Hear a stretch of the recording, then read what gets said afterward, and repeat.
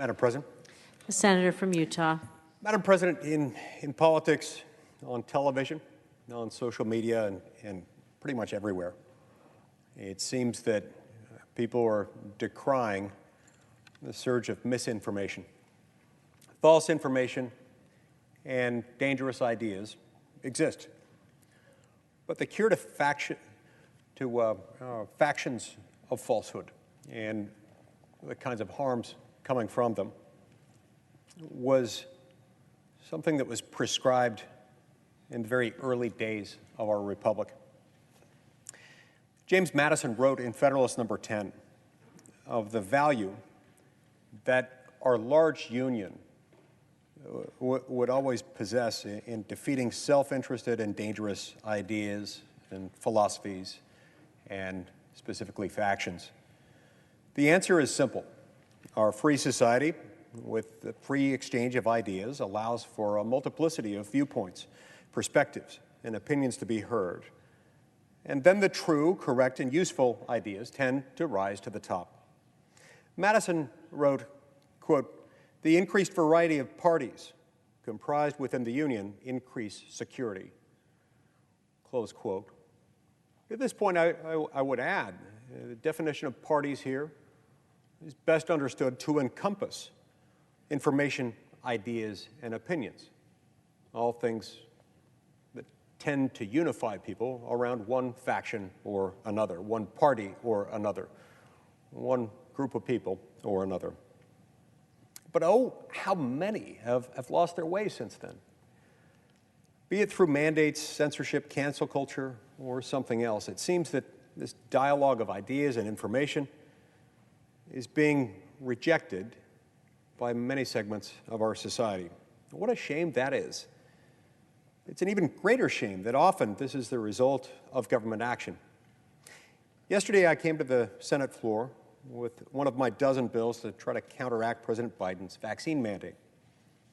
This bill that I offered up yesterday required only that the Secretary of Health and Human Services provide the information the department already has on adverse COVID-19 vaccine effects to the public. We've already got this information, and we just wanted them to share it with the public, with the American taxpayer, those who have been footing the bill all along. Regrettably, the senior senator from Washington objected to the bill and described it as a waste of time, one that would somehow undermine trust. Now, my response to that is simple. Why would we ever want the federal government hiding health information from Americans?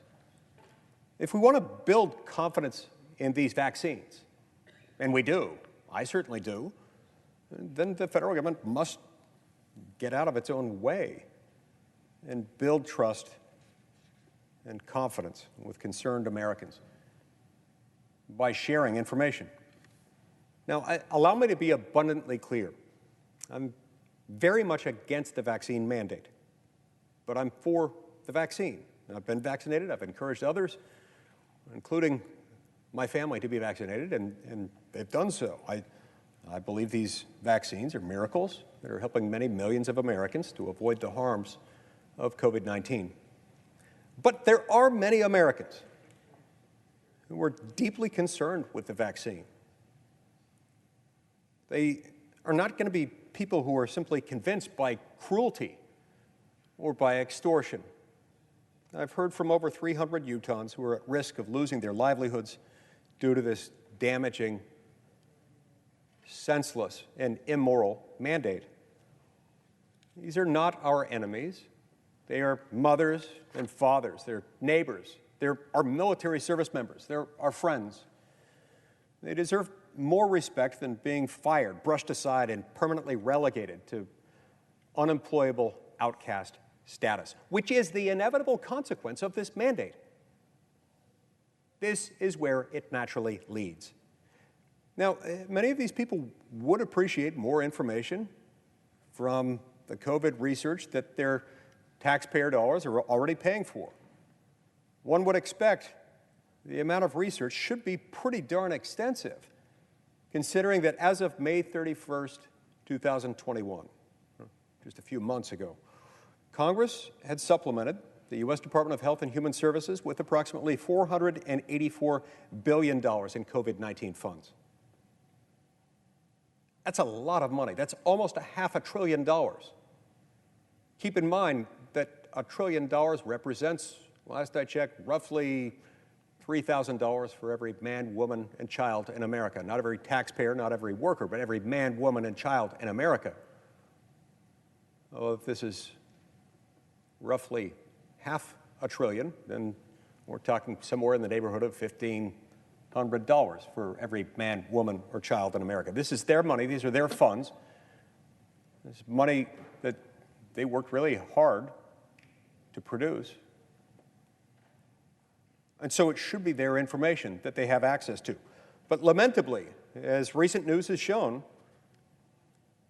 the National Institutes of Health often feels the need to hide information about its activities from the public. So today, I've come to the Senate floor for now the 10th time on the vaccine mandate with a solution that should be entirely non-controversial. My bill, the Transparency in COVID-19 Research Act, would simply require that the Secretary of Health and Human Services publish all the studies and findings that the department has supported regarding COVID-19. The bill provides for the privacy of researchers and study participants. The bill would better inform Americans about the COVID-19 vaccines. The American people deserve to have this information. After all, they've paid for it.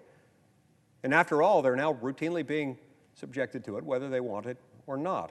Again, this whole exercise should be about building trust and confidence in the COVID-19 vaccine. That is, after all, what we want. You're never going to get that through threats, intimidation, extortion. In any event, that's immoral action. That's not something that we can justify. That's not a way to treat our friends, our neighbors, our service members. I'm grateful to my colleagues, Senators Braun, Lummis, and Tuberville, who agree and have joined me as co-sponsors of the bill. Look, if we want the American people to be comfortable with the COVID-19 vaccines, we should be more than comfortable providing the research that led to their development and their approval. If we want Americans to trust their government, we should be clear that it does not hide important health and research information from them. If we want our republic to function properly, just like James Madison hoped for, then we need to have an open dialogue with all the information. The bill would be a positive step toward each of these ends, and I encourage my colleagues to support it. And so, Madam President, as if in legislative session, I ask unanimous consent that the Committee on Health, Education, Labor, and Pensions be discharged from further consideration of S-2844, and that the Senate proceed to its immediate consideration. Further, I ask unanimous consent that the bill be considered read a third time and passed, and that the motion to reconsider be considered made and laid upon the table. Is there objection? Madam President, This is Senator from Virginia. reserving the right to object. We need to leave science to scientists and researchers. Our public health agencies, including the CDC and NIH, already release their studies publicly, and it's important that they have control over the release of this information.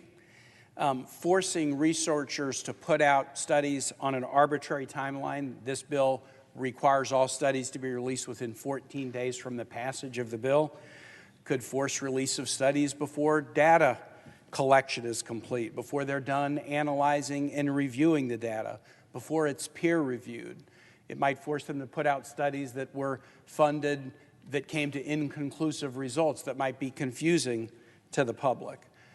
So I think having a bill that would force release of material based on a date when a particular bill passed rather than when the science is done and it's ready to be released could be a recipe for disinformation and distrust. The bill seems to imagine a scenario where there's critical science being hidden away or stonewalled, and I have no reason to believe that is true. And that would be a dangerous suggestion at a time when we are trying to encourage people to follow the guidance of these agencies, and the agencies are working around the clock to provide life-saving cures and up-to-date information about how people can keep their families safe for COVID. Based upon those reasons, I object. Objection is heard.